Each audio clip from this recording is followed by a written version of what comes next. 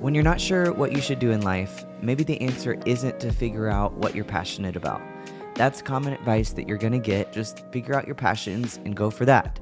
But today I want to talk to you about why that might not be such good advice and what you should do instead. If you're new here, I'm Jonathan. I like to hang out on the corner of creativity, entrepreneurship, and faith.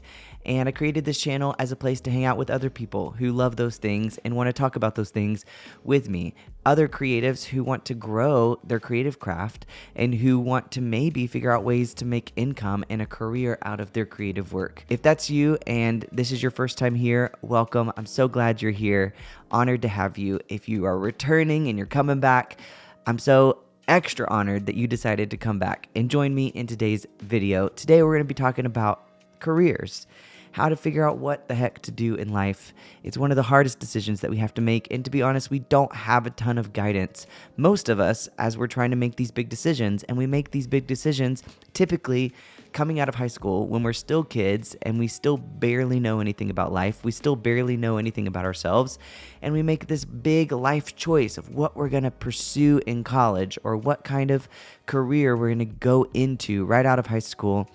And a lot of us just get really lost, and a lot of us are following bad advice. One of the biggest pieces of advice that I think is really kind of terrible because it's not helpful at all is trying to figure out what you're passionate about. Another bad decision is to make a career choice based on money alone, based on how much money you think you can make in a particular job or in a particular field. Instead of focusing on those two things, I would encourage you to think about three other things instead. A disclaimer is to know that I didn't come up with these things. These are things I've learned over the years, things I wish I had learned a lot sooner, but I mostly got some of these thoughts and ideas from a guy named Cal Newport, who is amazing. He has a book called Deep Work that I have loved.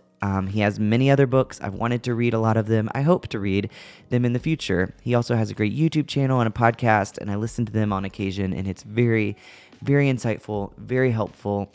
He's the kind of guy that I wish I had heard what he had to say a lot earlier in life, and I know that a lot of other fellow creatives are probably not going to know who Cal Newport is. So I wanted to share some of the thoughts and ideas that he has that I feel like could be applicable to those of us who are trying to figure out what to do in life and who happen to have creative longings, creative desires, and maybe even want to pursue creative endeavors. But though I love to talk to fellow creatives like yourself, this really kind of applies to anybody who's trying to figure out what to do in life and how to make big life choices and career decisions. The first thing that you should do when you're trying to figure out what to do in life is to figure out what work tasks you enjoy.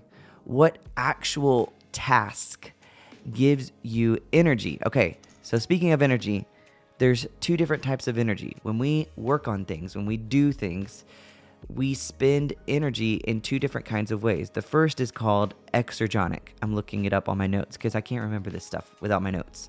But exergonic is when energy is depleted and absorbed. Then there's another kind of reaction called endergonic, where energy is created and released. And what's interesting to know about that is that you want to focus on the kinds of tasks that you do, that when you do them, it actually creates more energy in you. It kind of creates a more life. It replenishes you, and it doesn't mean that you don't still need rest after doing those kinds of work tasks, but when you do those work tasks, you just find that you're just kind of more hype. You are more ready to do work like that. That's important to pay attention to. It's also important to pay attention to what kind of work tasks really deplete you, that when you do that kind of task, it just drains you and you feel like, oh, I just feel like I have worked. A lot of us really don't pay attention to the fact that we have different reactions to different kinds of work tasks. And we sometimes get into this mindset of believing that all work just depletes us, that all work creates that reaction in us that causes us to feel just very drained. But that's actually not true. And it's actually really helpful if we could really channel and figure out the fact that there's some work that when we do it, it feels like play.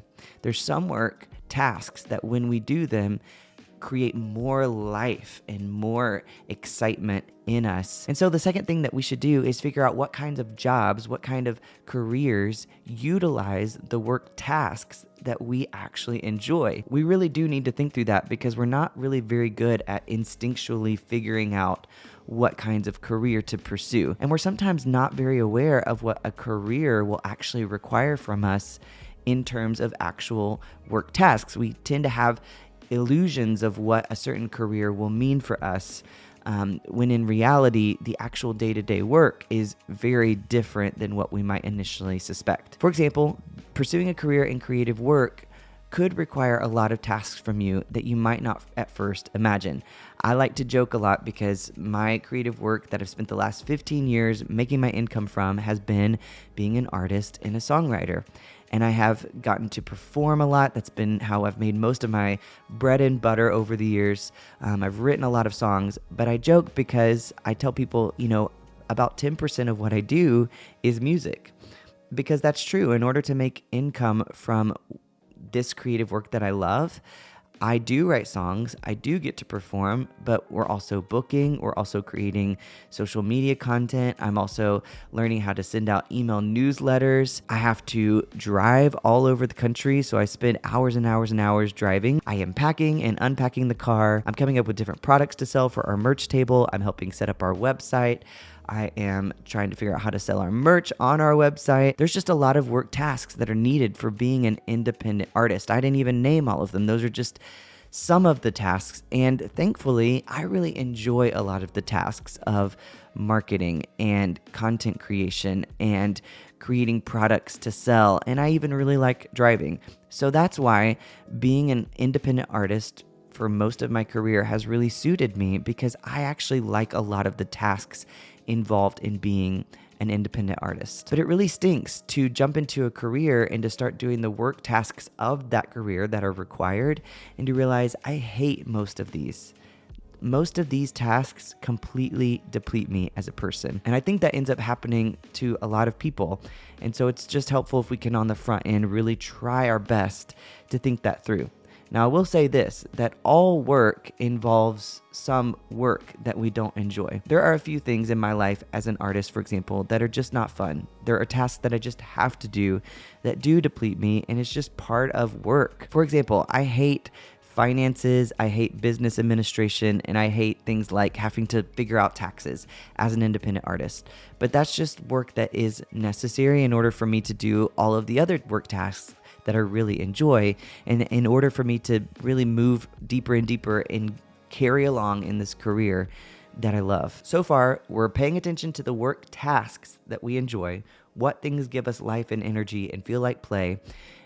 Second of all, we're figuring out what kind of career or job utilizes a lot of the tasks that we love and that we enjoy. And then the third thing is to figure out what kind of lifestyle matters to you. Now, this again is another big one for a lot of creative people in particular, because we oftentimes have in our heads that we want to accomplish something career-wise. We want to be an artist. We want to do creative work for a living, and we don't fully process through what the lifestyle will be in order to have that career. And so we work really hard and we start succeeding in a career and we start to realize, man, I hate my lifestyle. The demands of this career do not fit with the kind of lifestyle that I want to have. I don't want to be away from home all of the time. I don't want to have to live in a major city. I don't want to have to live in the country. Whatever. Everyone has different lifestyle preferences, and so it's helpful to find a career that fits your lifestyle. And actually, Cal Newport goes as far as to say, a lot of us base our lifestyle off of our career, which is not the right thing to do. We should probably do the opposite, which is figure out the lifestyle we want and then figure out a career around that lifestyle to build our career around our lifestyle. And so I know that not everybody can do that, but I do think it's wise advice. One of the worst things in the world is to climb a ladder of our careers and our jobs. Climb, get to the top and realize that your ladder is sitting on the wrong building. That you've just climbed the wrong building. You've reached the top, but this isn't even where you want to be. That's really disheartening and that's really discouraging. And so I think one of the best ways for us to figure out what we should do in life is to think through some of these things that we don't tend to think through. If we just sit around and we think, what am I passionate about? Then we might mistakenly think that our passion career will have work tasks that we will just naturally enjoy. But so often that isn't the case. So often we think we have this ideal of what a career will be, when in reality, the actual work tasks are just not at all suited to who we are.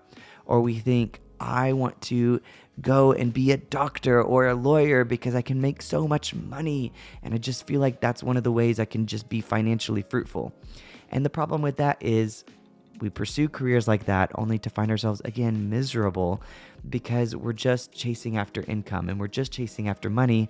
And in reality, our career might be more stable and we might actually end up making more income if we just lean into the tasks that feel like play to us, if we really instead lean into work that feels like it gives us life and energy, because we're going to be so much more motivated to really be great at that thing and to grow and to improve. It's just better to pay attention to myself and go, what kind of work tasks do I love to do?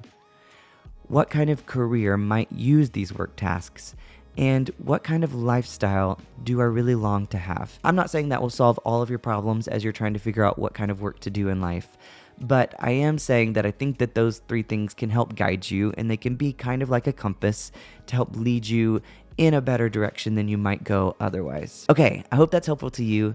And even if it's not helpful to you, you might know someone right now who is trying to figure out what the heck they should do with their life. They're trying to figure out what kind of career they should pursue.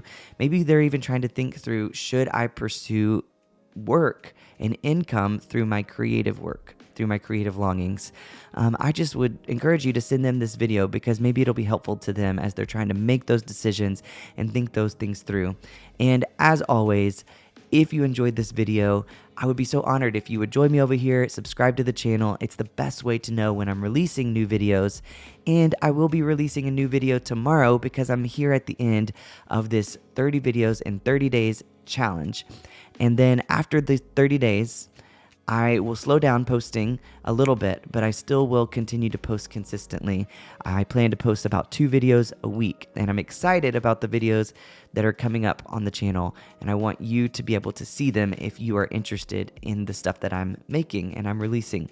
So subscribe, that's the best way to know. That's all for today. I'll see you tomorrow. Bye, friends.